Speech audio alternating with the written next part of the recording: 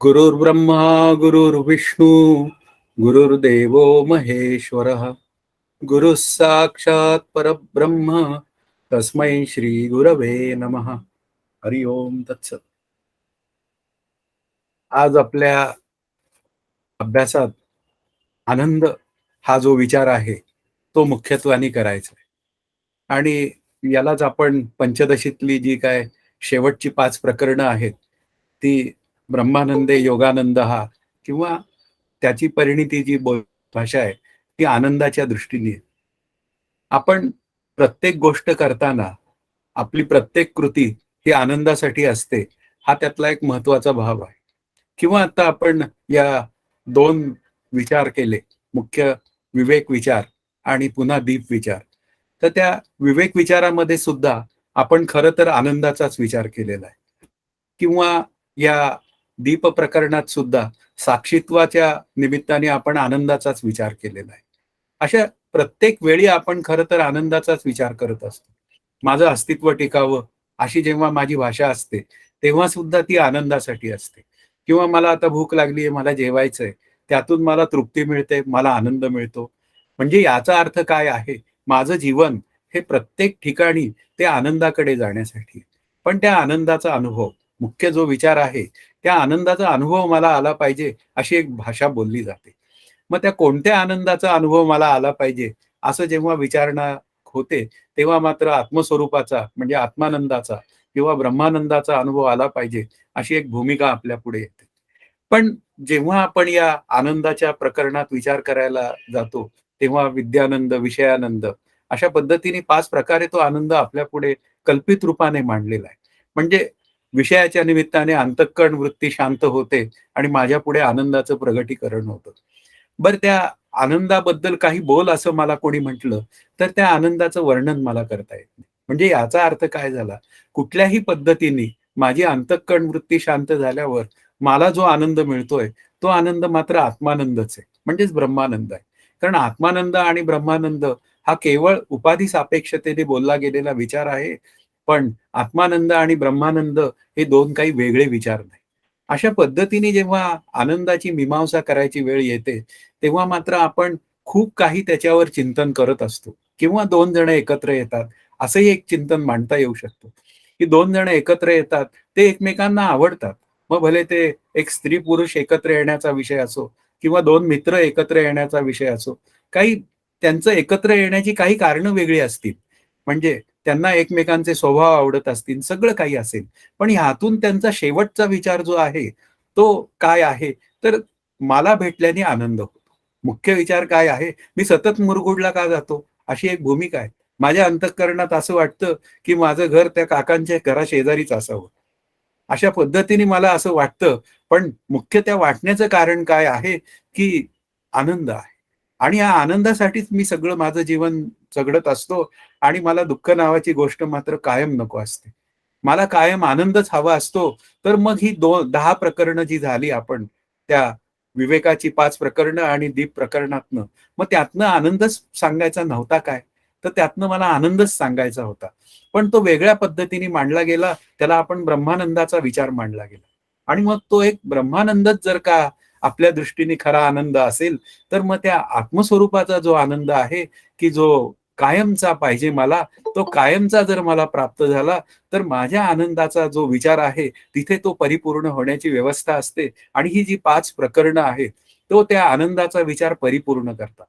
की काहीही असो, पण अंतःकरण वृत्ती शांत झाल्याशिवाय आनंदाचा विचार पूर्ण होऊ शकत नाही. तर मला आनंदाचा विचार पूर्ण करण्यासाठी माझी अंतःकरण वृत्ती शांत केली पाहिजे. आणि ती सुद्धा तात्पुरती शांत होता कामा नये. ती झोपेमध्ये रोजच होत असते. पण जागृतीमध्ये परत ती बिघडलेली असते. स्वप्नामध्ये ती कधी बिघडलेली असते आणि कधी न बिघडलेली असते. जागृतीमध्येही तसं आपल्याला अनुभवाला येतं. पण कायमचा मी आनंदाचा ठेवा आहे, असा पदार्थ निरपेक्ष आनंदाचा जो विचार आहे, तो मला करणीय आहे. आणि तो जर विचार करायचा असेल, तर या 5 प्रकरणांचा विचार आपल्याला आनंद ह्या निमित्तानेच केला पाहिजे. म्हणजे आनंद रूपतेच्या दृष्टिकोनातनं केला पाहिजे आणि तोच दृष्टिकोन ठेवून ही 5 प्रकरणं मी अभ्यास करण्याचा प्रयत्न करणार आहे. आत्ताचं जे 11वं प्रकरण आहे, ते ब्रह्मानंदे योगानंद योगानंद हाच प्रकरण आहे. म्हणून इथे ब्रह्मानंदाच्या निमित्ताने ही जरी 5 प्रकरणं वेगवेगळी आलेली असली, तरी सुद्धा त्यातनं आपल्याला काय सांगायचं आहे, तर त्या पदार्थ निरपेक्ष आनंदाचीच प्राप्ती कशी करून घ्यायची आहे, एवढंच या 5 प्रकरणातनं आपल्याला सांगायचंय आणि तेवढंच मी ग्रहण करायचंय आणि मी माझ्या आनंदाशी एकरूप व्हायचं. पहिला श्लोक असं सांगतोय, आता ब्रह्मानंदाचे स्पष्टीकरण करू. त्याचे ज्ञान झाल्यामुळे हा लोक व परलोक यातील दुःख परंपरांना पूर्णपणे दूर करून साधक सुखी होतो. आता ब्रह्मानंदाचे स्पष्टीकरण करू. आता ब्रह्मानंदाचं स्पष्टीकरण करायचं या शब्दाचा अर्थ ब्रह्मस्वरूपाचा सामान्य रूपाने आनंदाचा अनुभव असणं, म्हणजे ब्रह्मस्वरूपाचा अनुभव असणं आणि विशेष रूपाने अनुभव असणं यातील फरक कळून घेतला पाहिजे. कारण इथे लोक आणि परलोक यातील दुःख परंपरांना पूर्णपणे विराम मिळतो ही भूमिका मांडली गेलेली. कारण दुःखाची आणि सुखाची जी काय परंपरा आहे ती केवळ अज्ञानामुळे आहे. ती आत्मस्वरूपाच्या अज्ञानामुळे मला सुखदुःखाची परंपरा भोगावी लागते. म्हणून मला आत्मस्वरूपाच्या अज्ञानातनं दूर व्हावं लागतं आणि आत्मस्वरूपाच्या अज्ञानातनं दूर व्हायचं म्हणजे ब्रह्मस्वरूपाशी एकरूप व्हायचं, म्हणजेच ब्रह्मानंदाचा अनुभव घ्यायचा, हा त्या आपल्या पुढे असलेला विचार आहे. म्हणून इथे काय आहे, त्या ब्रह्मानंदामुळे हे जे काय माझं सत्यत्व भ्रांती जी आहे या देहाविषयी किंवा या जगताविषयी, ती सत्यत्व भ्रांती माझी अंतःकरणातली निघून जाते. मुख्य विचार काय आहे, की हे जे विषय आहे, जगाच्या निमित्ताने विषय माझ्या पुढे येतात आणि त्या विषयांमध्येच आनंद आहे, अशी जी काय माझी सत्यत्व दृष्टी जोपर्यंत आहे, तोपर्यंत मला लोक आणि परलोकाचं आकर्षण, स्वर्गातल्या सुखांचं आकर्षण आहे. त्या टीव्हीमध्ये त्या स्वर्गातल्या सुखांचा शो आपल्या पुढे दिसला, की आपल्याला असं वाटायला लागतं, की इथल्या पृथ्वी तलावरच्या आयुष्यापेक्षा त्या स्वर्गातलं आयुष्य किती छान आहे.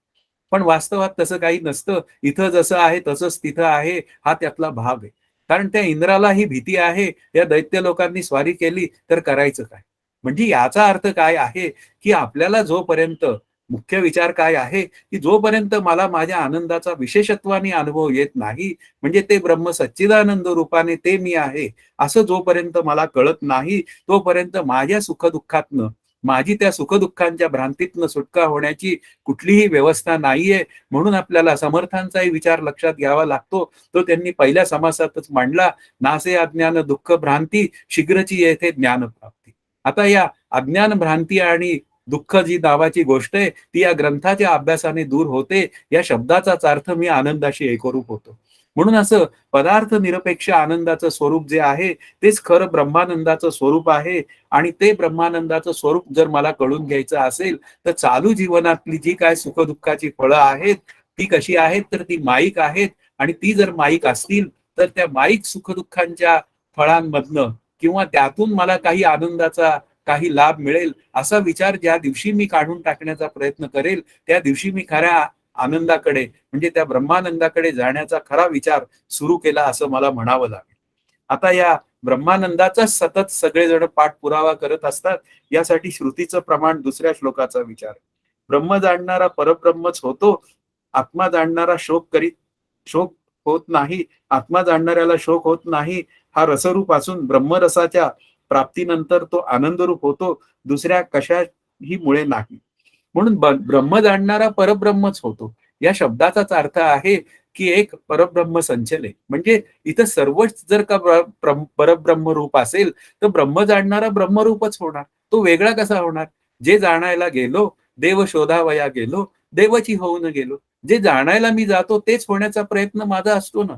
जेव्हा मी विषयांमध्ये सुख शोधायला जातो तेव्हा मात्र विषय सत्यत्व भ्रांती ही माझ्या पुढे असतेच.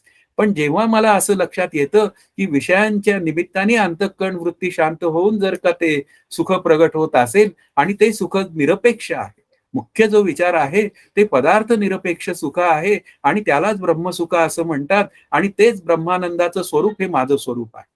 म्हणजे मीच जर का परब्रह्मरूप असेल तर मग एक परब्रह्माशिवाय मी वेगळा नाही हेच जर का मला कळून घेता आलं तर तो किती माझ्या दृष्टीने आनंदाचा क्षण असेल. म्हणून ब्रह्म जाणणारा हा परब्रह्मच होतो. तो दुसरं काही होतच नाही. म्हणजे तो आनंद रूपच होतो. कारण परब्रह्माचं दुसरं नाव काय आहे? तर आनंद हेच त्याचं नाव आहे. किंवा आत्मा जाणणाऱ्याला शोक होत नाही. कारण शोक कुठे आहे? द्वैतामध्ये शोक आहे.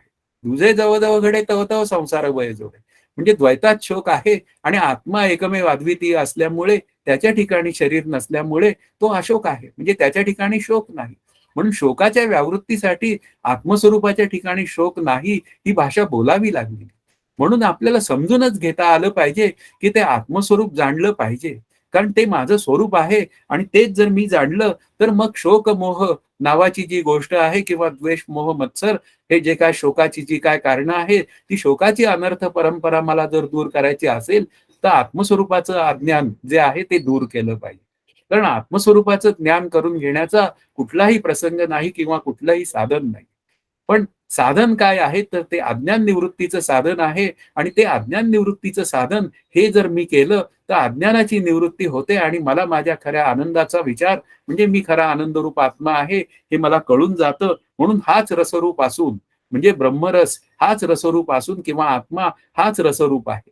कारण तोच सर्व रसांचा राजा आहे. अशा पद्धतीने ती मांडणी केलेली गेलेली आहे. म्हणून इथे काय आहे, की जो आनंदाशी एकरूप होतो किंवा जो ब्रह्मस्वरूप जाणतो, तोच ब्रह्माशी एकरूप होतो किंवा आनंदाशी एकरूप होतो. त्याचीच शोकनाशातनं निवृत्ती होते, शोकनाश दूर होतो. अशा पद्धतीने जी काय भाषा बोलली गेलेली आहे, म्हणून इथे शोकनाशाचाही विचार आलेला आहे. भगवद्गीतेचा विचार हा शोकनाश सांगतो. आपल्याला ज्ञानेश्वरीच्या विचारातही तोच विचार आलेला आहे आणि दासबोधाचा विचार केला तर नासे अज्ञान दुःख भ्रांती या पद्धतीने पुन्हा सगळेजण शोकनाशाचाच विचार सांगतात. पण शोकनाश हा कुठे कुठे होतो, हा झोपेमध्ये सुद्धा होतो, पण सकाळी उठल्यावर मात्र मी परत जसाचे तसा असतो. म्हणून शोकनाश जो झाला पाहिजे तो कारणासहित झाला पाहिजे. कार्याचा रूपाने केला गेलेला विचार तो कारणासहित जर असेल तर त्या मुळातनं त्याची निवृत्ती झाली असं बोलता येतं. म्हणून शोकनाश झाला पाहिजे, पण तो आत्मस्वरूपाच्या ज्ञानातनं झाला पाहिजे. आत्मस्वरूपाचं ज्ञान व्हावं, ते आनंदरस परब्रह्म मी एकरूप आहे, तो मी आहे असा मला अनुभव यावा आणि मग मी त्या शोकनाशाचा विचार करावा, ही भूमिका आपल्याला लक्षात आली पाहिजे. म्हणून इथे काय आहे, आपल्याला त्या अभ्यासाची जी काय दिशा आहे, ती केवळ त्या योगानंदाच्या बाजूनी म्हणजे जीव ब्रह्मैक्याच्या बाजूनी आपल्याला ती सतत ठेवली पाहिजे. माझ्या अभ्यासाचा विचार तो सतत तसा केला पाहिजे. आम्हाला श्री गुरु जेव्हा भेटले, त्यावेळी त्यांनी आम्हाला 3 गोष्टी पहिल्यांदा विचारल्या. आम्ही त्यांच्या पुढे प्रामाणिकपणे अभ्यास करण्याची त्यांच्यापुढे आम्ही एक आमची भूमिका दोघांनी मांडली आम्ही. गीतानी आणि मी मांडली. त्यावेळी ते आम्हाला त्यांनी 3 प्रश्न विचारले. "तुला या जगात सतत राहावंसं वाटतं का?" आम्ही हो म्हणालो. त्यानंतर ते म्हणाले, "तुला या जगात सतत ज्ञान करून घ्यावं असं वाटतं का?" हो म्हणालो. आणि तिसरं त्यांनी आम्हाला विचारलं, की "तुम्हाला सतत आनंदात राहावं असं वाटतं का?" आम्ही हो म्हणालो.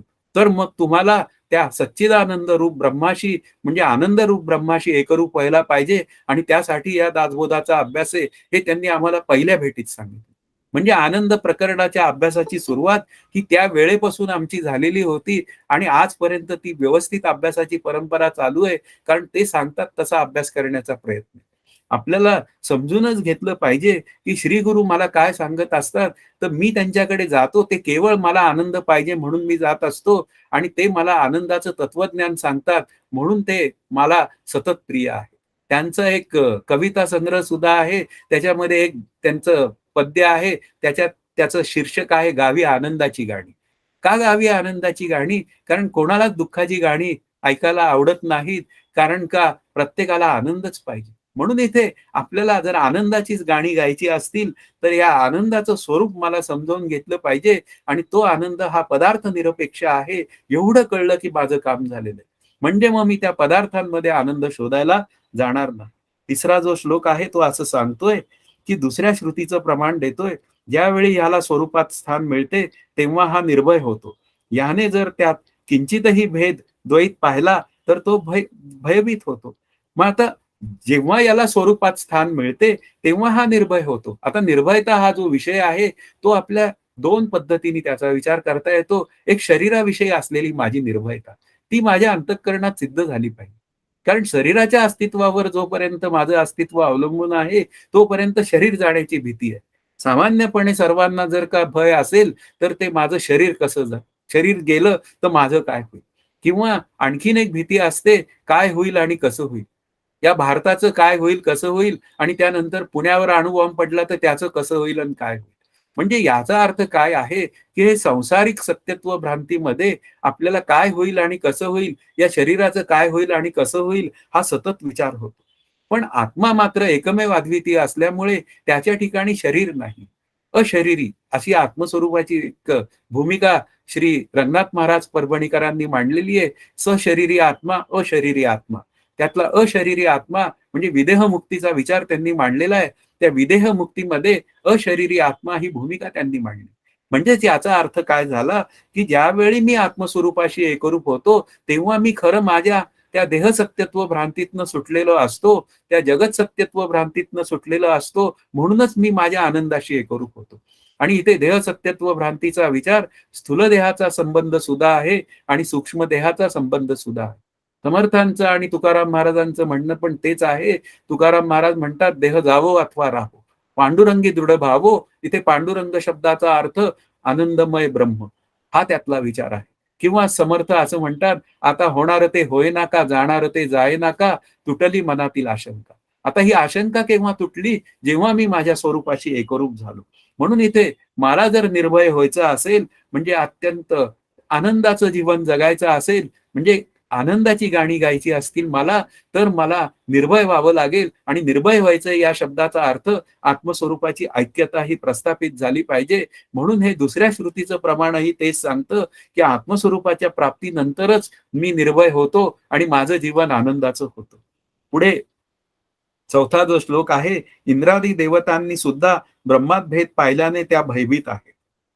चौथ्या श्लोकात असं म्हणतात, वायू सूर्य अग्नी इंद्र व यम हे त्यांच्या पूर्वजन्मी जरी ते धर्माचे ज्ञानपूर्वक अनुष्ठान करीत होते, तरी त्यांची भेददृष्टी न मावळल्यामुळे आजही ते ब्रह्माच्या भीतीने आपापले काम करतात.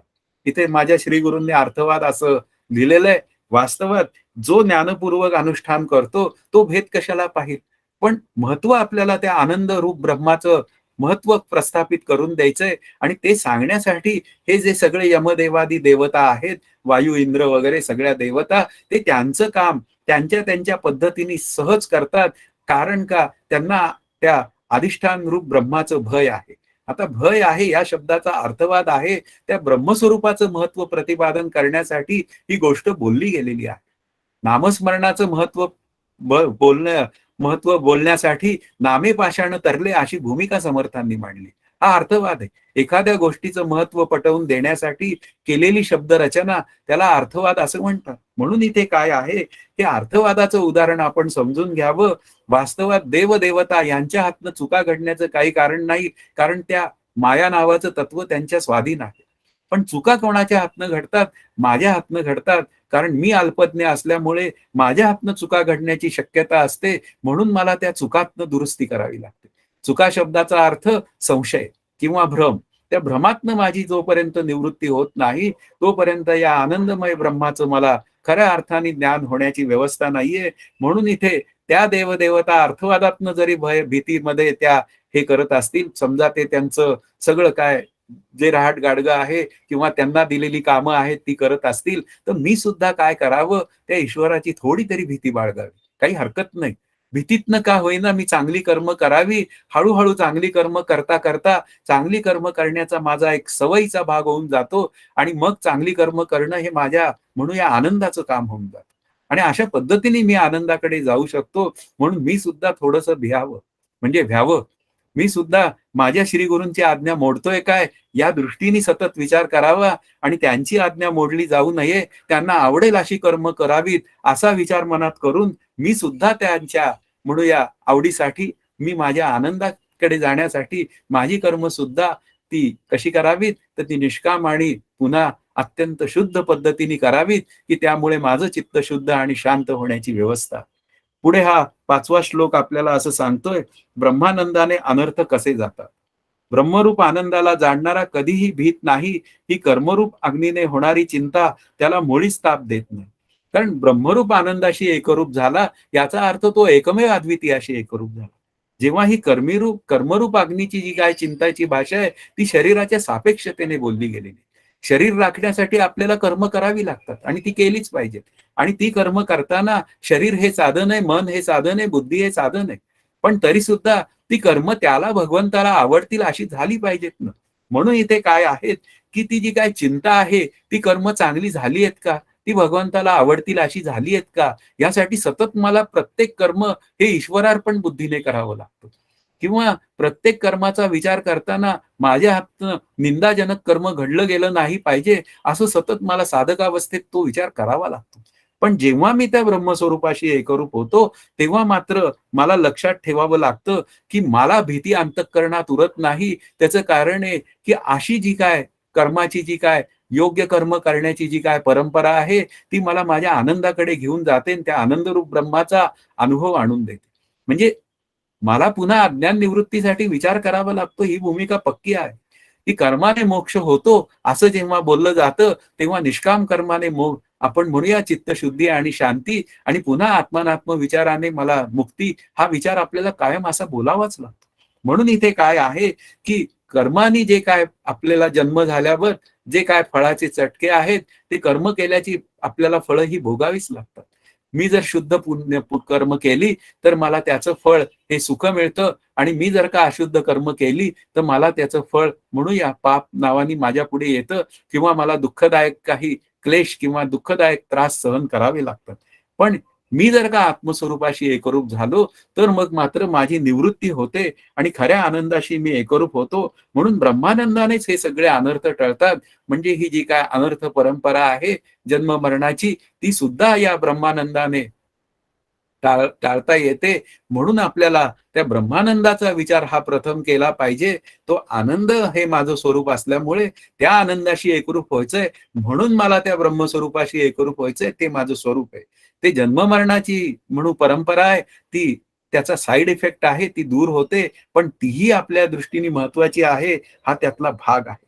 म्हणून इथे जो स्वरूपाशी एकरूप होतो, तो कधीही भीत नाही या आयुष्यात. कारण त्याच्या दृष्टीने तो जे काय करतो, हे स्वतः मी करत नसून तो ईश्वररूप राम माझ्याकडनं करून घेत आहे. अशा पद्धतीने तो त्याचं जीवन अत्यंत निर्भयतेने जगत असतो. हाच खऱ्या त्या ब्रह्मानंदाचा, खऱ्या आनंदाशी एकरूप होण्याचा विचार आहे. भय न होण्याचे आणखी एक कारण आहे, ते 6व्या श्लोकाचा विचार आहे. अशा रीतीने विद्वान पाप व पुण्य या दोन्ही कर्मांचा त्याग करून सतत आत्मानुसंधानात राहतो. असे झाल्यावर पापपुण्यांना तो आत्मरूपानेच जाणतो. मुख्य विचार काय आहे? अशा रीतीने विद्वान. आता विद्वान या शब्दाचा अर्थ जीव ब्रह्मैक्य रूप झालेला जीवनमुक्त. आता तो पापपुण्याचा त्याग करतो. पापपुण्याचा त्याग करतो या शब्दाचा अर्थ तो त्याच्या हातून पापही घडत नाही आणि पुण्यही घडत नाही. त्याचं कारणच असं आहे, की जोपर्यंत मी करता मी भोगता अशी भ्रांती आहे, तोपर्यंत पाप-पुण्याचा विचार आहे. पण जेव्हा मी आत्मस्वरूपाशी एकरूप होतो, तेव्हा मात्र मी एक जीव या अर्थाने उरत नाही. या शब्दाचा अर्थ मी माझ्या स्वरूपाशी एकरूप होतो आणि 2% बाधितानुवृत्तीने मी सगळी कर्म करतो, तेव्हा तिथे पाप-पुण्याचा विषय नसतो. कारण पाप-पुण्यातीत मी झालेलो असतो, म्हणजे मी स्वरूपाशी एकरूप होतो. म्हणून तो पाप कर्म करण्याचा विचारही त्याच्या अंतःकरणात नसतो आणि पुण्यकर्म करण्याचाही विचार त्याच्या अंतःकरणात नसतो. हे सर्व कशाच्या निमित्ताने चाललंय? जगापरी चाले ते ईश्वर सूत्रे बांधिले. हा त्याचा निर्णय पक्का असतो. तो ईश्वर हे माझ्या आयुष्यातली सगळी सूत्र चालवतोय आणि त्याप्रमाणे तो मला कर्म करण्याची बुद्धी देतो आणि तो मला पापयुक्त कर्म करण्याची बुद्धी कधीच देऊ शकणार नाही. ही भूमिका त्याची पक्की असते. म्हणून त्याच्या हातनं कधी पाप घडत नाही. म्हणून तो शोकातही कधी जात नाही आणि पुण्यवान कर्मही करायला जात नाही. कारण तो पापपुण्यातीत झालेला असतो. मग असं झाल्यावर पापपुण्यांना तो आत्मरूपानेच जाणतो. म्हणजेच याचा अर्थ काय आहे, की तो आनंदाशी एकरूप होतो आणि त्याच आनंदाची दृष्टी पाहताना सर्व ठिकाणी असते. देव शोधावया गेलो, देवची होऊन गेलो. याचा अर्थ तो देवरूप झाल्यानंतर म्हणजे आत्मरूप झाल्यानंतर तो जेव्हा या जगाकडे पाहतो, तेव्हा त्याची दृष्टी ही देवरूप दृष्टी असते. म्हणजे तो सर्वांमध्ये तो देवच पाहतो. हरीच्या दासा हरी दाही दिशा किंवा भरला घनदाट हरी दिसे, हीच त्याची दृष्टी असते. तर त्याच्या हातनं पाप पुण्याचा विचार होणारच कसा?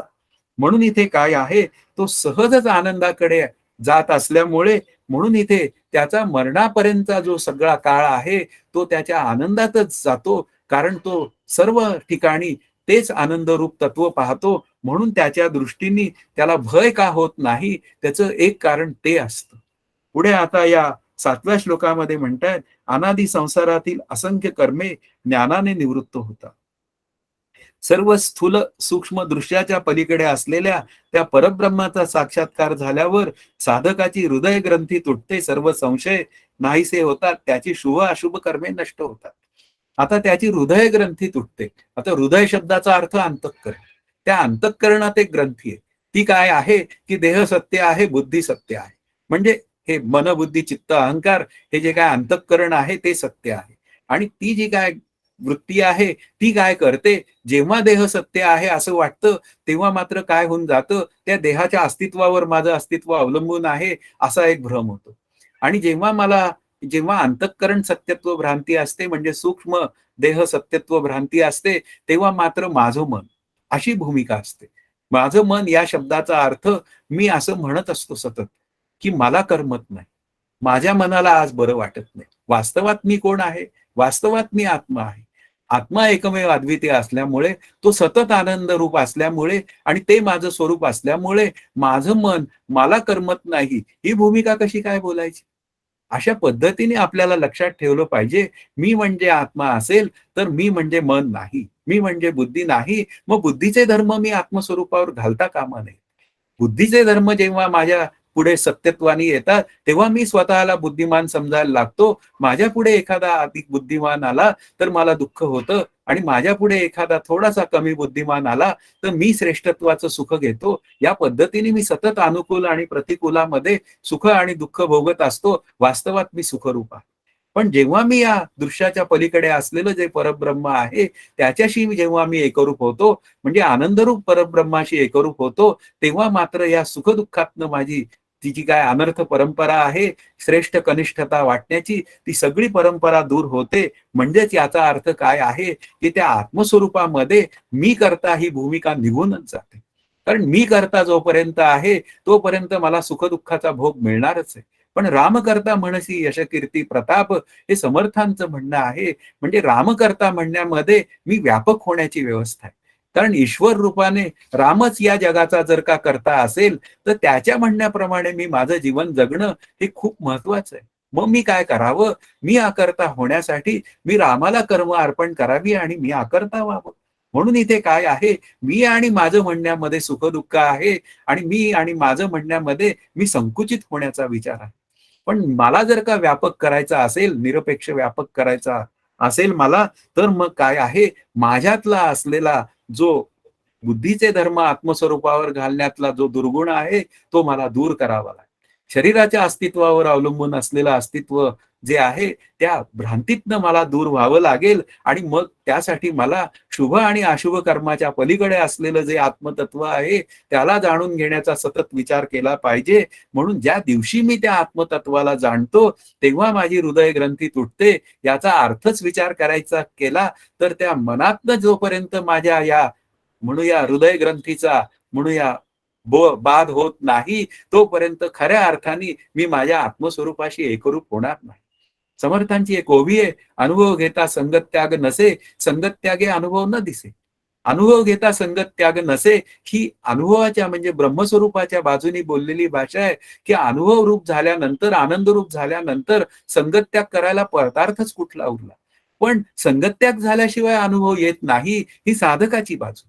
साधकाच्या बाजूचा जेव्हा विचार करायची वेळ येते, तेव्हा आत्मानंद होण्यासाठी मला माझ्या त्या नको असलेल्या विचारांचा, म्हणजे मी देह, मी करता, मी भोगता, या विचारातनं मला बाजूला व्हावं लागतं आणि त्या विचारातनं मी बाजूला झालो, की मी खरा आनंदाचा ठेवा आहे, हे मला कळून जातं. म्हणून इथे विषयात सुख आहे, ते विषयातलं सुख आहे हे म्हणणेपणा आहे, तो दूर झाला पाहिजे आणि आत्मस्वरूपात सुख आहे, तेच खरं सुखरूप तत्व आहे, हे मला कळून घेता आलं, तर मग मी आत्मस्वरूपाकडे जाण्याचा प्रयत्न करेल आणि मग अशा पद्धतीने त्या आत्मस्वरूपाकडे जाण्यासाठी पुन्हा ते जग सत्य नसून ते मिथ्य आहे, असाही निर्णय करावा लागतो. कारण सत्यत्वामध्ये मला सुख आणि दुःख मिळतं आणि मिथ्यात्वाचा निर्णय केला तर जग मला मात्र ते कसं आहे, तर ते सतासत विलक्षण अनिर्वचनीय मिथ्या आहे. ते मला कधीच सुख देऊ शकत नाही. पण त्याचं अधिष्ठान मात्र सुखरूप आत्मा आहे आणि तो मी आहे. म्हणून या जगाच्या निमित्ताने मी सुखी किंवा दुःखी होणार नाही.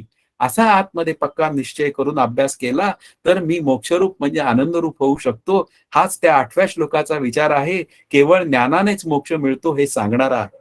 त्या आत्म्याला जाणणाराच संसारातनं सुटतो. ज्ञानाशिवाय मोक्षासाठी दुसरा मार्गच नाही. ज्ञान प्रकाश रूप देवाला जाणल्यावर पाश सुटतात. क्लेश संपल्यामुळे पुन्हा जन्माला यावे लागत नाही. हा जो श्लोक घेतलाय हा पंचदशीच्या विचारातनं घेतलेला आहे. त्यामुळे इथे क्लेशांची भाषा वापरलेली. अविद्या, अस्मिता वगैरे हे जे काय 5 क्लेश आहेत ते त्यांनी मांडलेले आहेत. पण प्रश्न काय आहे? जीवाच्या ठिकाणी हे क्लेश आहेत असं पतंजली मतांचा तो विचार आहे. पण त्या आत्म्याला जाणणारच संसारातनं सुटतो. आता संसारातनं सुटतो याचा अर्थ त्या संसार भ्रांतीतनं सुटतो. म्हणजे इथे काय आहे, त्या आत्मस्वरूपाला जाणण्यानेच माझं जीवन सुखरूप होण्याची व्यवस्था आहे. आता ज्ञानाशिवाय मोक्षासाठी दुसरा मार्ग आहे काय? आता ज्ञान म्हणजे काय? ज्ञानाचे लक्षण, ज्ञान म्हणजे आत्मज्ञान. पहावे आपण असे आपण या नावज्ञान. म्हणजे याचा अर्थ काय आहे? ज्ञाता ज्ञान, ज्ञातृज्ञेया विहीन नुसदेचे जे ज्ञान. असं जे काय त्रिपुटी विरहित असलेलं जे एकमेव अद्वितीयाचं जे ज्ञान आहे तेच खरं ज्ञान आहे. त्यालाच मोक्ष असं म्हणतात. त्यालाच मी जाणलं म्हणजेच माझ्या स्वरूपाला मी जाणलं तर खरा तो मोक्षाचा विचार आहे. अशा पद्धतीने आपल्याला या सृष्टीचाही विचार करावा लागतो. इथे मांडलेला आहे. दया नावाच्या आणि अस्मिता नावाचा विचार मांडताना माझ्या श्रीगुरूंनी इथे सृष्टीचाही विचार मांडलेला आहे की सकल केले जगदीश्वरे. आता समर्थच असं म्हणतायत की सगळं त्या जगदीश्वरांनी म्हणजे ईश्वरांनीच जर का हे सगळं सृष्टीचं म्हणूया निर्माण केलेली असेल आणि ती सृष्टी त्याच्या म्हणण्याप्रमाणे चालत असेल तर त्या सृष्टीमध्ये मी उगाच लुडबुड का करावी चालवण्याची? त्या सृष्टीमध्ये मी करता का व्हावं? कारण सकल करणे जगदीशाचे आणि कवित्वची काय मानुषाचे.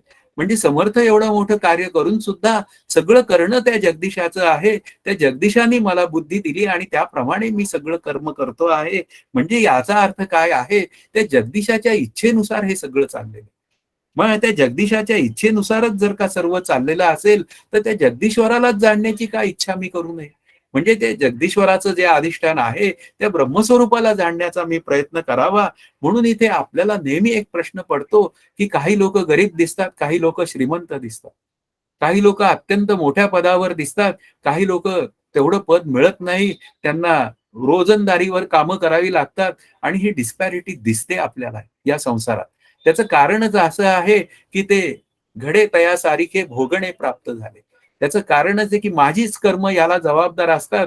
आज जर का काही मला बेटर पोझिशन असेल, 2 वेळचं जेवण वगैरे, काही पेन्शन आहे, याचं कारणच काही असेल, तर मागील जन्मात काहीतरी कर्म बरी केली म्हणून या जन्मात मला काही नोकरी चांगली मिळाली आणि त्यामुळे माझं आता सगळं चांगलं चाललंय. पण लक्षात घ्या ही जी काय तफावत दिसते, ती तफावत ही मी केलेल्या कर्मांचीच फळं असतात, हा त्यातला खरा विचार आहे. मग त्यामध्ये मी काय करू शकतो? मुख्य मुद्दा काय आहे? एखादी गरीब व्यक्ती दिसली तर तिला उपयोगी पडा. उपयोगी पडता येतं मला आणि नारायण असे विश्वी त्यांनी मला सेवेची संधी दिली. अशा पद्धतीने मी विचार केला तर माझी अंतःकरण वृत्ती शुद्ध आणि शांत होऊन ती आनंदाकडे जाण्याची एक व्यवस्था तयार करता येते. म्हणून इथे काय आहे की आपल्याला समोरच्याला परिस्थिती आपल्याला पूर्णपणे एखाद्याची बदलवून टाकता येत नाही. पण काही एक म्हणूया थोड्याफार प्रमाणात आपण त्याला उपयोगी पडू शकतो. त्यातून मी माझ्या आनंदाकडे जाण्याचा विचार करू शकतो. ही दिलेली बुद्धी मला त्या ईश्वराने दिलेली आहे आणि त्यातून त्या ईश्वराच्या निमित्ताने त्यांनी सांगितलं म्हणून मी त्याला तेवढा उपयोगी पडलो. रामकृष्ण हरी म्हणावं आणि पुढे मी माझ्या आनंदाचा विचार म्हणजे या योगानंदाचा विचार करण्यासाठी अभ्यास करावा. अस्मिता या शब्दामध्ये सुद्धा बुद्धीचे धर्म, आत्म्याचे धर्म आहेत. तो मागेच विषय झालेला आहे की बुद्धीचे धर्म मी आत्म्यावर घालतो तेव्हा तो संघभ्रांतीचा विचार हा वेदांत शास्त्रामध्ये आहे. पतंजलीमध्ये तो अस्मिता या रूपाने आहे. म्हणून इथे बुद्धीचे धर्म मी जेव्हा आत्मस्वरूपावर घालतो तेव्हा मात्र मी स्वतःला बुद्धिमान समजतो आणि त्या निमित्ताने सुखी दुःखी होतो. आणि या सर्वातनं जर मला दूर व्हावं असं वाटत असेल तर बुद्धी हे ईश्वराचे देणे किंवा बुद्धी दे रघुनायका हे 2 विचार मला फार सुंदर वाटतात. म्हणून समर्थांना मी का मानतो त्याचं कारणच ते आहे की समर्थ अत्यंत प्रॅक्टिकलपणे बोलतात आणि ते म्हणतात बुद्धी दे रघुनायका म्हणजे मला सत्वगुणाची बुद्धी दे आणि त्या सत्वगुणाच्या बुद्धीतनं मी ज्ञानरूपतेपर्यंतचा विचार पूर्ण करेल. म्हणून केवळ ज्ञानानेच मोक्ष मिळतो. म्हणून आत्मस्वरूपाला जाणणारच या संसार दुःखातनं, संसार भयातनं दूर होतो आणि त्यामुळे मग त्याला परत परत जन्माला यावं लागत नाही. म्हणून हे सगळे पाश किंवा क्लेश आहेत ते केवळ आत्मस्वरूप न जाणल्यामुळे आहेत. त्या आत्मस्वरूपाला एक जाणण्यातच आपल्या जीवनाची खरी म्हणूया इतिश्री आहे आणि ते जाणणं हेच माझं खरं प्रथम कर्तव्य आहे. हा विचार आपल्याला केला पाहिजे. पण ते न जाणता मी जेव्हा या संसाराचं उगाचच ओझं वाहतो आणि ते वाहून मी परत-परत जन्माला येतो, याला कारण मीच असतो, हा त्यातला मुख्य विचार आहे. 9वा श्लोक असं सांगतोय, धैर्यवान साधकाचं लक्षण, धैर्याने ज्ञानप्रकाश रूप देवात जाणून तो ह्याच जन्मात हर्ष व शोकांचा त्याग करतो. पुण्य केले नाही म्हणून व पाप केले म्हणून त्याला जराही दुःख होत नाही. म्हणून इथे धैर्यवान जो साधक असतो, की तो अभ्यास करतो. तो त्या देवास जाणण्याचा प्रयत्न करतो आणि देवरूप होण्याचा प्रयत्न करतो आणि अशा पद्धतीने त्या पापपुण्यांचा विचार करताना जेणे माते पाविजे ते शुद्ध पुण्य. म्हणजे असं शुद्ध पुण्य करतो, की ते विवेक, वैराग्य, समाधी षटकातनं साधन चतुष्टयापर्यंत नेतं आणि तो साधन चतुष्टय संपन्न होऊन तो पापपुण्यातीत असलेल्या ब्रह्मस्वरूपाला जाणतो. म्हणून इथे काय आहे, की आपल्याला प्रारब्धाचे भोग जे आहेत ते मिळणारच आहेत. ते मिळू देत, त्याचा काही विचारच नाही. पण त्या प्रारब्धाच्या मिळणाऱ्या भोगातनं जर का मला बाजूला व्हायचं असेल, तर मला काय केलं पाहिजे, की ते शरीराचं दुःख जे आहे, ते मला साक्षीत्वाने बघता आलं पाहिजे. शरीर नावाची जी गोष्ट आहे, ते मी आहे का मी आत्मा आहे ह्याचा विचार केला गेला पाहिजे. तो साक्षीरूप आत्मा मी आहे असं जेव्हा मला कळतं, तेव्हा शरीराची दुःख ही शरीरापाशी राहतात. मग ती दुःख झाली तरी सुद्धा त्या दुःखावर तो उपाय करतो आणि उपाय केल्यानंतर जेवढा भोग भोगायचा आहे, तो भोगणं प्राप्त आहे आणि त्या निमित्ताने तो सुखी आणि दुःखी होत नाही. हे केवळ त्या धैर्यवान साधकाच्या अभ्यासातनं मिळालेली ही एक त्याची भूमिका असते. म्हणून इथे काय आहे, की त्या ज्ञानप्रकाश रूप आत्मस्वरूपाला जोपर्यंत मी जाणला जात नाही, म्हणजे मी जाणत नाही, तोपर्यंत या मला सुखदुःखांचा सामना करावाच लागतो. ती सुख-दुःख माझी आहेत असं मला वाटतं. पण ज्या दिवशी मी मात्र सुख-दुःखांना म्हणजे बाजूला करतो, म्हणजेच याचा अर्थ आत्मस्वरूपाला जाणतो, तेव्हा या सुख-दुःखांचा माझा संबंध संपलेला असतो आणि मगच ते ज्ञानदेव म्हणतात, की ते सुखे संतोषा न यावे, दुःखे विषादा न बजावे आणि लाभालाभ न आणावे मना माझी, ही माझी एक अवस्था तयार होते. अशा पद्धतीने आपल्याला श्री नाथ महाराजांचा सुद्धा इथे एक विचार आहे. एका जनार्दनी भोग प्रारब्धाचा हरिकृपे त्याचा नाश झाला. या शब्दाचा अर्थ बाद होतो. याचा अर्थ सुखदुःखाचे प्रसंग त्या साधकाच्या जीवनात येतात. तरी पण ते सुखदुःखाचे प्रसंग त्याला कधीही त्या सुखदुःखात ढकलू शकत नाही. म्हणून इथे काय आहे, त्याच्या हातनं पापपुण्य घडण्याचा विषयच होत नाही. कारण तो स्वतः काही करत नाही. ईश्वररूप राम सगळं करून घेतो. हीच त्याची खरी आयुष्य जगण्याची एक भूमिका असते. पुढे असं म्हणतात, ब्रह्मज्ञानाने कृतकृत्यता येते, याविषयी श्रुती इत्यादींचे एकमत आहे. हे सांगणारा 10वा श्लोक असं सांगतो, इतर अनेक श्रुती, पुराणे, स्मृती हे सर्व ब्रह्मज्ञानाने अनर्थ नाश पावतो व आनंद लाभतो असा घोष करतात. आता केन श्रुतीचा विचार इथे श्रीगुरूंनी मांडलाय. या शरीरात ब्रह्म जाणले तर शाश्वत हित आहे, न जाणले तर मोठा विनाश आहे. मुख्य मुद्दा काय आहे, की हे ब्रह्म जाणलं तरच शाश्वत हित आहे. कारण शाश्वत काय आहे, की जे तीनही काळात असतं त्याला शाश्वत असं म्हणतात. माझं आत्मस्वरूप हे शाश्वत आहे. ते आजही आहे, कालही आहे आणि उद्याही आहे. पण माझं शरीर मात्र कसं आहे, ते अशाश्वत आहे. ते काल नव्हतं, आज आहे, उद्या ते नसेल. या शब्दाचा अर्थ काय आहे? ते अशाश्वत आहे. मग आता त्या अशाश्वताच्या भूमिकेचा त्याग करायचा आहे. आपल्याला शरीराचा नाश करायला भगवंतांनी काही सांगितलेलं नाही, तर त्या शरीरावर असलेल्या ममत्वाचा त्याग तू कर आणि हे शरीर साधन म्हणून वापर. शरीर आपल्याला लक्षात घ्या, त्या देहाच्या स्तवनामध्ये श्री समर्थांनी लिहिलंय, देह परमार्थाचे तार. म्हणजे या शरीराच्या निमित्ताने मी आनंदाकडे जाऊ शकतो. म्हणजे शरीर हे साधन आहे. म्हणून साधन म्हणून तू त्याचा वापर कर आणि मग ते वापरून तू त्याला आनंदाकडे घेऊन जा. म्हणजे त्या आत्मस्वरूपाचा विचार कर आणि त्या आत्मस्वरूपाशी एकरूप हो, ही भूमिका सांगतात. म्हणून अनेक श्रुती, स्मृती किंवा हे सगळे ग्रंथ आहेत. नासे अज्ञान दुःख भ्रांती किंवा आपल्याला भगवद्गीता शोकनाश सांगते. म्हणजे याचाच अर्थ काय आहे, हे सगळे आनंदाकडे जाण्याचं तत्वज्ञान मांडतायत. तर मी आनंदाकडे जाण्याचा प्रयत्न का करू नये? म्हणून इथे या शरीर भ्रांतीतनं जेव्हा माझी निवृत्ती होईल, तेव्हाच मी त्या आनंदाकडे जाईन. हाच त्यातला खरा विचार आहे. दुसऱ्या आणखीन विचार आहे, त्या अनादी अनंत सर्वश्रेष्ठ आढळ आत्म्याला जाणून साधक मृत्यू मुखातनं सुटतो. मग ते आढळ आहे. आढळ आहे या शब्दाचा अर्थ तिथून कधी ढळत नाही. ब्रह्म कसं आहे? आढळ पद आहे. आपण व्यावहारिक सत्तेमध्ये तो ध्रुवतारा आढळ आहे असं म्हणतो आणि दिशेचा विचार करतो. पण माझ्या सुखाचा विचार जेव्हा करायची वेळ येते, की जे सुख कधीच आटत नाही, ज्या सुखाला कधी भरतीच येत नाही, ते सुख कायमचं आहे. असं जे काय आनंद सुख आहे, तेच खरं आढळ सुख आहे आणि तेच सर्वात श्रेष्ठ आहे आणि ते अनंत म्हणजे निरपेक्ष व्यापक आहे. त्या सुखाला मी जाणलं, तरच मी माझ्या आनंदाशी एकरूप होतो आणि त्यालाच जाणण्याचा सतत माझा प्रयत्न आहे. हा खरा माझा विचार आहे आणि त्यातूनच माझी या जन्म-मृत्यूच्या सुख-दुःखातनं सुटका होते, हा त्यातला विभाग आहे. तुम्ही म्हणाल जन्म-मृत्यूचं सुख कसं? तर जन्माला आलं की आनंदोत्सव साजरा होतो आणि मरणाचा मात्र दुःखोत्सव असतो. म्हणजे याचा अर्थ काय आहे? तो सगळा सापेक्षित विचार आहे आणि त्यातून जर सुटकायचं असेल, तर मग मात्र मला पुन्हा भगवद्गीतेचा विचार सांगतोय, की सर्वत्र समभावाने पाहणारा आपला आपण घात करीत नाही, तरून जातो. आता सर्वत्र समभाव या शब्दाचा अर्थ भरला घनदाट हारी दिसे. आता जो सर्वांमध्ये हारी पाहतो, तोच खरा सर्वत्र समभाव पावणारा आहे.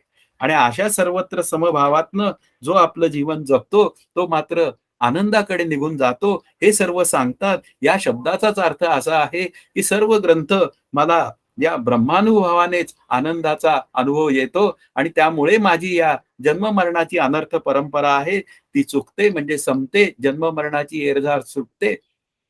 हाच विचार या श्लोकातनं प्रामुख्याने सांगायचा आहे.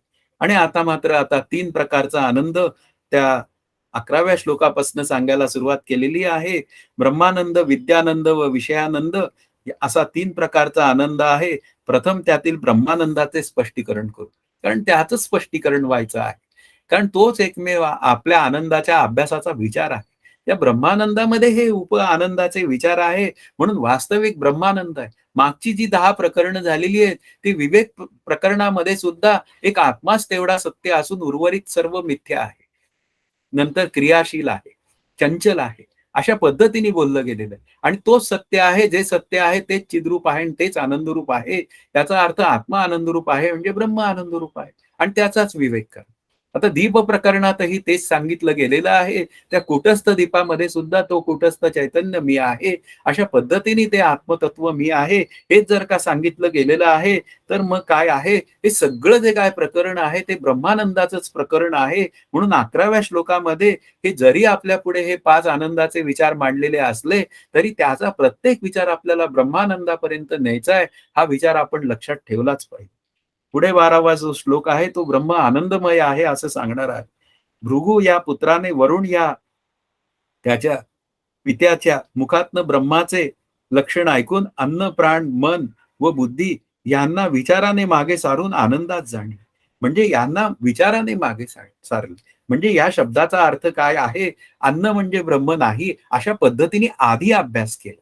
आधी अभ्यास केल्यानंतर त्याला मी ब्रह्म आहे असं ज्ञान झालं आणि मग जेव्हा तो त्या सर्व सृष्टीतील पदार्थांकडे पाहायला लागला, तेव्हा अन्न सुद्धा परब्रह्मरूप आहे अशा पद्धतीने त्याला ती जाणीव तयार झाली.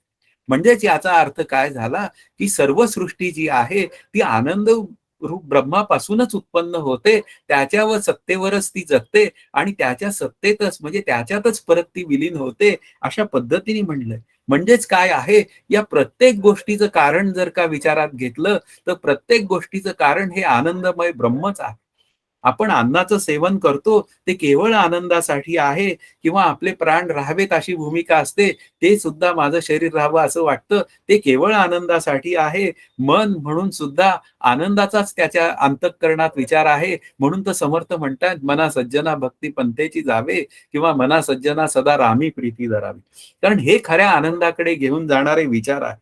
म्हणून इथे काय आहे, आपल्याला अन्न, मन, प्राण, बुद्धी हे ब्रह्म नाही, आधी ब्रह्म नाही असं म्हणायचं, मग त्या ब्रह्मस्वरूपाशी एकरूप व्हायचं आणि त्या व्यतिरेकी साधनातनं अन्वय आनंदरूप आनंदाचा अनुभव घ्यायचा आणि तिकडनं मग मात्र या सृष्टीकडे पाहताना मात्र ती सृष्टी सुद्धा आनंदाची आहे. म्हणून ब्रह्म आनंदमय आहे आणि त्याच्या सत्तेवर भासणारी सृष्टी सुद्धा तितकीच आनंदाची आहे. अशा पद्धतीने जो जीवन जगतो त्यालाच आपण म्हणतो ब्रह्मरूप झाला आणि तो त्या आनंदाशी एकरूप होऊन त्या आनंदात तो जीवन जगतो. हेच खरं त्या आनंदाची मजेचं असलेलं लक्षण आहे. आता हाच विषय 13व्या श्लोकात आहे. तो असं सांगतायत, आनंदापासून भूते उत्पन्न होतात. ती आनंदामुळे जगतात व त्यातच लय पावतात. म्हणून ब्रह्मानंद आहे यात शंका नाही. म्हणून इथे प्रत्येक गोष्ट जी काय घडती आहे, ती केवळ आनंदासाठी घडती आहे. म्हणून आनंदापासूनच ही भूतं उत्पन्न होतात. म्हणजे ही सृष्टी निर्मिती जी आहे, ते आनंदरूप ब्रह्म जाणण्यासाठीच आहे. स्त्री आणि पुरुषाचा विवाह होतो, तो केवळ आनंदातनं होतो. त्या दोघांना आनंद वाटतो म्हणून ते एकमेकांशी लग्न करतात, की त्यातून जे काय सगळी सृष्टी निर्माण होते, ती वाढवली जाते, ती सुद्धा आनंदातनच वाढवली जाते. म्हणजे याचा अर्थ काय आहे, की प्रत्येक ठिकाणी विषय जरी असला, तरी त्या निमित्ताने त्या आनंदाचाच विचार आहे. म्हणून इथे विषयोपभोग घ्यायची इच्छा आहे, ती केवळ आनंदासाठी आहे. पण लक्षात घेतलं पाहिजे, की त्या विषयांमध्ये सुख नसून त्या विषयांच्या निमित्ताने अंतःकरण वृत्ती शांत होते आणि मला माझ्या खऱ्या सुखाचा लाभ होतो आणि हा जो ब्रह्मानंद आहे, तो कोणत्याही गोष्टीवर आणि कशावरही अवलंबून नाही. तो निरपेक्ष आनंदाचा अनुभव तो ठेवा मी आहे, हे मला कळून घेतलं पाहिजे. म्हणून काय आहे 13व्या श्लोकातही तोच विषय आहे. म्हणजे ब्रह्मानंदच माझ्या या 5ही प्रकरणांचा विषय ब्रह्मानंदच आहे. तो आपल्याला ब्रह्मानंदच या नावाने समजून घ्यायचा आहे. म्हणून योगानंदाचा विचार सुद्धा आपण ब्रह्मानंद या दृष्टीनेच करायचा आहे. हा आपल्या अभ्यासाचा खरा विचार आहे. आता 14वा जो श्लोक आहे, त्रिपुटीच्या भाषेत हाच विचार आहे. भूतांच्या उत्पत्तीपूर्वी त्रिपुटी रूप द्वैत नसल्यामुळे भूमा या नावाने परमात्मा होता. प्रलयकाली ज्ञानरूप त्रिपुटी नसते. आता भूताच्या उत्पत्तीपूर्वी सर्व काही ब्रह्मरूपच आहे. बीजरूपात सृष्टी साठवलेली गेलेली आहे. पण ती बीजरूपात सृष्टी साठवली गेली ती कुठे? असा जेव्हा विचार करायची वेळ येते, ती परब्रह्म स्वरूपातच ती सृष्टी साठवली जाते आणि मग तोच परमात्मा जो आहे तो भूमा या नावाने ओळखला जातो. म्हणजे याचा अर्थ काय आहे? प्रलयकाली त्रिपुटी नसते, त्यावेळी मग काय असतं? कारण त्रिपुटी नसते या शब्दाचा अर्थ ते वाक्य पाहायला गेलं तर अर्धवट आहे. त्रिपुटी नसते या शब्दाचा अर्थ हे वाक्य बोललं गेलेलं आहे, ते आहे रूप ब्रह्मस्वरूपाच्या तत्वावर बोललं गेलेलं आहे. आणि ते आहे रूप ब्रह्मतत्व आनंदरूप आहे, म्हणजे सृष्टी सुद्धा आनंदरूप आहे, हा त्यातला मुख्य विचार आहे. म्हणून ही सृष्टी जरी नसली तरी ब्रह्म आहे, सृष्टी असली तरी सुद्धा ब्रह्म आहे. अशा पद्धतीने जर का मी विचार केला, तर सृष्टी नंतर म्हणजे सृष्टी लय झाल्यावरही ब्रह्म आहे. अशा पद्धतीने तीनही काळात तेच आहे आणि तेच माझं स्वरूप आहे. तर तेच जाणण्याचा सतत प्रयत्न करणं हाच आपल्या अभ्यासाचा विषय आहे. पुढे 15वा श्लोक असं सांगतायत, ज्ञाता ज्ञान व ज्ञेयाचे स्वरूप. आता हा जागृतीतला विचार आहे. उत्पन्न झालेला विज्ञानमय ज्ञाता, मनोमय ज्ञान व शब्दादी ज्ञेय हे 3 उत्पत्तीपूर्वी नव्हते. आता याचा अर्थ काय आहे? ते उत्पत्तीपूर्वी नव्हते. याचा अर्थ ते मला स्पष्टपणे कळत नव्हते. त्यावेळी ते कसे होते? असा विचार करायची जेव्हा वेळ येते, तेव्हा ते बीजरूपात होते. मग बीजरूपात होते तर कुठे साठवलेले गेलेले होते? तर ते ब्रह्मस्वरूपातच साठवलेले गेले होते. म्हणजे इथे काय आहे, की जाणणारा व जे जाणायचे आहे ते व त्या संबंधीचे ज्ञान म्हणजे विषय ज्ञान हे तीनही उत्पत्तीपूर्वी एकमेव अशा ब्रह्मस्वरूपातच लीन होते. म्हणजे नव्हते या शब्दाचा अर्थ ते व्यक्त स्वरूपात नव्हते. ते जेव्हा ही सृष्टी निर्माण होते, तेव्हा ते व्यक्त स्वरूपात होते आणि व्यक्त स्वरूपात आल्यावर मला ते जाणून घेण्याची क्षमता निर्माण होते. म्हणजे ते ब्रह्म जाणून घेण्याची क्षमता निर्माण होते. म्हणजे मी ज्ञाता या नावाने प्रसिद्ध होतो. मी माझं मन, माझी बुद्धी असा विचार मांडतो आणि मग मला आनंद पाहिजे अशी एक भूमिका तयार होते. म्हणून इथे काय आहे, की ते उत्पत्तीपूर्वी नव्हते आणि होते. ही जी काय बोलण्यातली सापेक्षता जी आहे ना, ती ह्या पद्धतीने समजावून घ्या. की ते नव्हते जेव्हा बोलायची भाषा असते, त्यावेळी त्या ब्रह्मस्वरूपाचा विचार आपल्या पुढे मांडायचा आहे. पण ते बीजरूपात होते आणि ते व्यक्त होते, तेव्हा ते मात्र मन, बुद्धी या स्वरूपात आपल्या पुढे येते. म्हणून इथे काय आहे, ही सगळी त्रयी जी कार्यरूप असल्याने उत्पत्तीपूर्वी तिच्या कारणापासून वेगळी नव्हती, त्यात ती लीन होती. म्हणजे ती त्या स्वरूपात लीन होती. म्हणजेच याचा अर्थ ती त्यावेळेपुरती स्वरूपापेक्षा वेगळी नव्हती. पण जेव्हा ती व्यक्त झाली, तेव्हा मात्र ती स्वरूपापेक्षा जीवरूपात वेगळी झाली. मग त्या जीवाला मात्र ते ज्ञान करून घ्यावं, असा विचार त्या श्रुतीमध्ये मांडला गेला आणि तो विचार त्या जीवाला कळून घेऊन मग या योगानंदाच्या निमित्ताने तोच ब्रह्मानंद आहे, ही क्षमता निर्माण झाली आणि ती क्षमता निर्माण झाली, तर त्या क्षमतेचा उपयोग करून मी कोण आहे, हा विचार मी मात्र पूर्ण करून घ्यावा. मग आता एकूण तात्पर्य काय झालं? हा 16व्या श्लोकाचा विचार आहे. पण ज्ञाता ज्ञान नेय या त्रिपुटीचा ज्यात अभाव असतो, त्या समाधी, निद्रा व मूर्छा या अवस्था द्वैतरहित व पूर्ण आत्मा अनुभवाला येतो, असाच तो सृष्टीपूर्वी असतो. म्हणजे तो आत्मा सृष्टीपूर्वी सुद्धा आनंदरूप आहे आणि तो सृष्टी निर्माण झाल्यावर सुद्धा तो तसाच आहे, हेच सांगण्याचा विचार आहे. म्हणजे भेदमय सृष्टी असली तरी आत्मा एकमेव आनंदरूप आहे. तेच माझं स्वरूप आहे, म्हणून मी सुद्धा तसाच आहे. हे मला फक्त कळून घ्यायचंय. कारण ते मला पक्केपणाने कळलेलं नाही, म्हणजे विशेषत्वाने कळलेलं नाही. आणि मग ते कळून घ्यायचं असेल तर मला अभ्यास करावा लागेल. अज्ञानाची निवृत्ती करावी लागेल आणि मग मला माझ्या खऱ्या आनंदाचा लाभ होऊन जाईल. म्हणून इथे काय आहे, आपल्याला जर का आनंदाचा लाभ करून घ्यायचा असेल, तर ते ब्रह्म जाणण्याशिवाय, त्या द्वैताची म्हणूया बाधित द्वैत झाल्याशिवाय मला त्या आनंदाचा लाभ होणार नाही. तो झोपेत जो केवळ मला आनंदाचा लाभ होतोय, तो केवळ घन अज्ञानातनं असतो. तो मात्र सकाळी उठला, की पुन्हा माझा तो आनंद लोप पावतो. म्हणून इथे काय आहे, साचची पुरती वीरा, न येता स्वप्न जागरा, तरी ब्रह्मभाव साचोकारा म्हणू निका. तुला स्वप्न आणि जर का जागृती आली नसती, तर मी झोपेलाही ज्ञानरूप म्हटलं असतं. पण ज्ञानदेव म्हणतात, तुला जाग आल्याशिवाय राहत नाही, स्वप्न पडल्याशिवाय राहत नाही. म्हणून तुला त्या द्वैताचा बाध केल्याशिवाय जागृतीमध्ये खऱ्या आनंदाचा लाभ होणार नाही. आता 17वा श्लोक असं सांगतोय, जो आत्मा पूर्ण असतो तोच आनंदरूप असतो. जो व्यापक परमात्मा तो सुखरूप आहे. त्रिपुटीमुळे 3 प्रकारे मर्यादित होणाऱ्या द्वैतात सुख नसते, असे शोकाकुल नारदास सनत कुमारांनी सांगितले.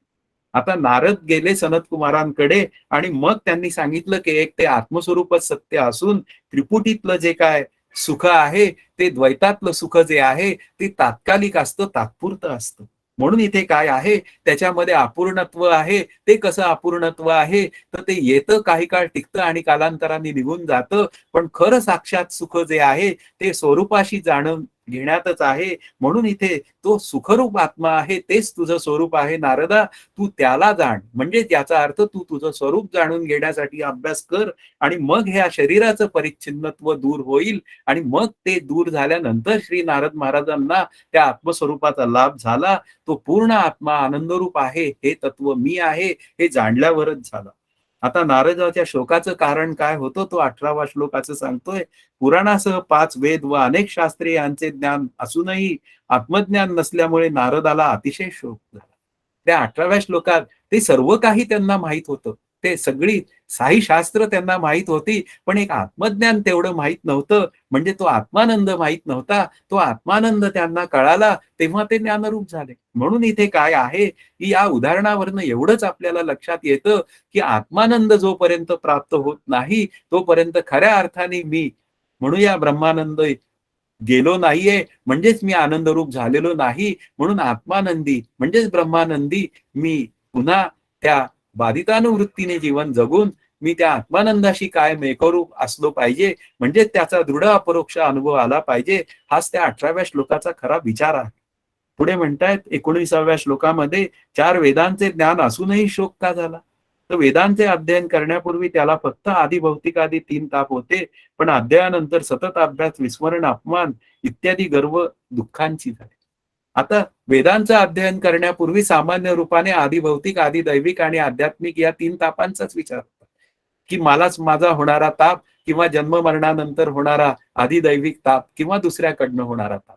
पण जेव्हा मी त्या अध्ययनाला लागलो, तेव्हा अध्ययन केल्यानंतर मग माझ्या पुढे अनेक प्रसंग उभे राहिले सांगण्याच्या निमित्ताने, की ते केलेलं अध्ययन मला काही वेळा नीट लक्षात नाही आलं. मग लक्षात नाही आलं म्हणून चडफड.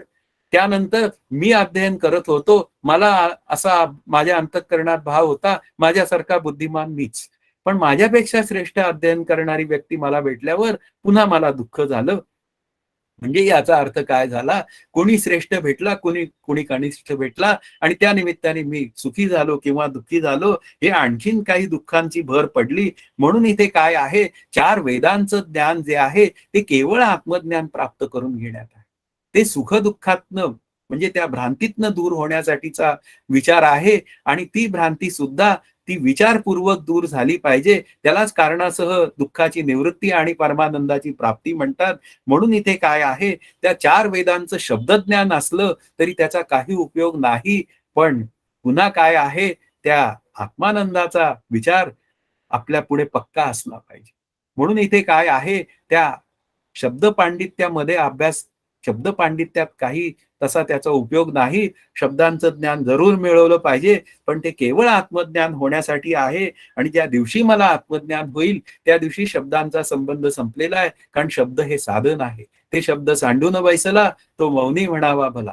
पण इथे मात्र मला गर्व इत्यादी दुःखे का झाली, तर त्या अध्ययनाच्या निमित्ताने मी श्रेष्ठ कनिष्ठ भाव तयार झाला म्हणून दुःखे झाली. पण मीच जर का या अध्ययनाच्या निमित्ताने आत्मस्वरूपाचे एकरूप झालो असतो, तर मग या भ्रांतीतनं मी दूर झालो असतो. हाही तितकाच विचार महत्वाचा आहे.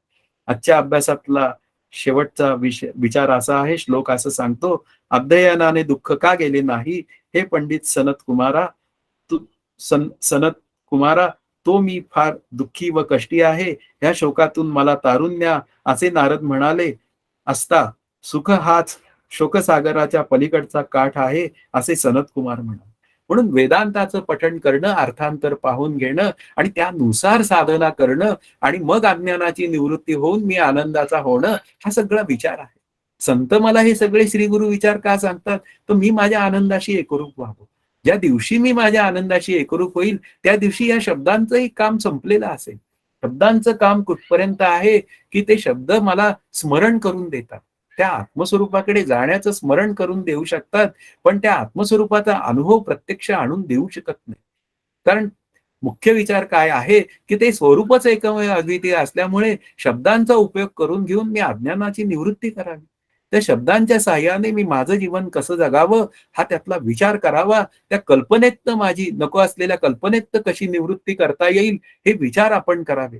आणि त्या कल्पनेतनं माझ्या अंतःकरणातनं त्या अविद्येची निवृत्ती झाली तर हीच विद्या, ब्रह्मविद्या मला माझ्या आनंदाला कारणीभूत होते. म्हणून इथे काय आहे, त्या ब्रह्मस्वरूपाचा प्रत्यक्ष अनुभव यावा असं वाटत असेल तर अविद्येच्या निवृत्तीसाठी या शब्दांचा अभ्यास आहे हे मला कळलं पाहिजे. म्हणून अध्ययनाने दुःख जाणार नाही, तर त्याप्रमाणे मी माझं जीवन जगलं पाहिजे. Know the system, use the system, get the result. आणि तो रिझल्ट जर मला हवा असेल तर मग मला काय केलं पाहिजे, त्या अध्ययनाप्रमाणे मी माझी जीवनाची संगती लावली पाहिजे. त्यालाच आपण निष्काम कर्मोपासना, नंतर विवेक वैराग्य समाधी षटक, श्रवण मनन निधिध्यासन, तत्वम पदार्थ शोधन आणि आनंदाची प्राप्ती, अशा पद्धतीने या अभ्यासाचा क्रम लावला गेलेला आहे. म्हणून इथे हे जे काय अध्ययन चाललेलं आहे ते शब्द पांडित्यासाठी नसून हे चिंतन मांडण्याचा जो व्यवहार आहे तो माझ्या जीवनमुक्तीसाठी आहे. आणि तुम्ही हे जे काय सगळं ऐकता आहात ते तुमच्या जीवनमुक्तीसाठी आहे. म्हणजेच याचा अर्थ आपण प्रत्येक जण स्वार्थी आहोत. म्हणजे हाच स्वार्थ आपल्याला अध्ययन हेच शिकवतो. हे वेदांचं अध्ययन मला हाच स्वार्थ शिकवतो की तू तुझ्या आनंदाशी एकरूप हो. बस, बाकी कोण किती आनंदरूप झालाय किंवा नाही झालाय याचा तू काही विचार न करता तू तुझ्याच सतत आनंदाचा विचार कर. हाच त्या आनंदाचा खऱ्या अध्ययनाचा विचार आहे. पण तो जर का विचार न करता त्या अध्ययनातनच जर का अध्ययनाची मला जर का श्रेष्ठत्वाची माझ्या अंतःकरणात भूमिका तयार झाली तर माझं सुख दुःख दूर होण्याची कुठलीही व्यवस्था नाहीये. हा या 20व्या श्लोकाचा अभ्यास आहे. तर आज आपला 1 तास संपलेला आहे. तर आज इथे आपण थांबू. जय जय रघुवीर समर्थ. हरि ओम तत्सत. श्री पांडुरंगाय नमः. सर नमस्कार. नमस्कार. मला असं विचारायचं आहे की विदेह स्थिती आणि ब्रह्मानंदी स्थिती किंवा ब्रह्मानंदी टाळी लागणे वगैरे ही जी अवस्था आहे या दोनमध्ये नेमका फरक काय आहे? आता ब्रह्मानंदी टाळी लागली त्यावेळी शरीर हे स्वीकारलं जातं, कारण कोणती तरी व्यक्ती स्वीकारली जाते ना तिथे, आणि त्या व्यक्तीला अनुभव आला तिथे आनंदाचा आणि त्या आनंदाशी तो एकरूप झाला, तेव्हा ब्रह्मानंदी टाळी लागली असा एक विचार होतो. पण विदेह स्थितीमध्ये देहच नाहीये, म्हणजे केवळ परब्रह्म स्वरूपाशी एकरूप होतो तेव्हा त्याला विदेह स्थिती म्हणतात. म्हणजे या देहाचा नाश झाल्यानंतर जी काय स्थिती बोलली जाते सापेक्ष रूपाने तिला ती विदेह स्थिती असं म्हणतात. किंवा समर्थ म्हणतात देहीचा असो न विदेहीपणे मुक्ती भोगीत जावी, हा त्यातला विचार. म्हणजेच की जनक राजा पण विधेयी होते असं म्हणतात ना. हो, पण हा तेच देहीचा असो न विदेहीपणे मुक्ती भोगीत झाली. या हा ते हा शरीर म्हणजे आहे ते तो. पाठी करत होते हां, आणि इकडं विधेयी होते असे हां. असं. आता हा. विदेही होते या शब्दाचा अर्थ ते देहाचे सगळे व्यवहार करत होते की नाही? हो हो हो हो हो 2% बाधित अनुवृत्तीने. हो हो हो हो हे अशा पद्धतीने विदेहीपण आहे. पण हा. जेव्हा शरीराचाच नाश होतो, तेव्हा ते म्हणूया अस्सल विदेहीपण आहे. असं. मग ती उन्मनी अवस्था म्हणता येते का त्याला? नाही, नाही. उन्मनी अवस्था सुद्धा शरीराच्या सापेक्षतेनेच आहे, पाहायला गेलं तर. कारण उन्मनी अवस्था कोणाला मिळाली? हा असं असं पुन्हा गेलं तर जीवाला मिळाली. असा त्याचा अर्थ. हा जीवाला हा. हां. उन्मन म्हणजे न मन ना असं नाही, न मन. मनाचं उन्मन झालं. हा मनाचं उन्मन हां, होणं. म्हणजे मनाचं मनपण जे न उरणं, याला हा उन्मन म्हणतात. बरोबर. मग ते समाधीमध्ये असं येतं का सर? संजीवन कशामध्ये? संजीवन समाधी वगैरे मध्ये असं असतं का ते काय? आता ते सगळं ते आत्ताचा जो विचार आहे तो आपला केवळ आनंदाचा विचार आहे, की हे बरोबर आहे. हां, ह्याच देहात ह्याची देही ह्याची डोळा डोळा. किंवा हो हो आनंदाचे डोही आनंद तरंग हा हो. विचार आपल्या दृष्टीने महत्वाचा. हा. असं. छान विवेचन झालं सर. हं. थांबायचंय का? जय जय रघुवीर समर्थ. हरि ओम तत्सत. जय जय रघुवीर समर्थ. नमस्कार उदय दादा. नमस्कार. जय श्रीराम.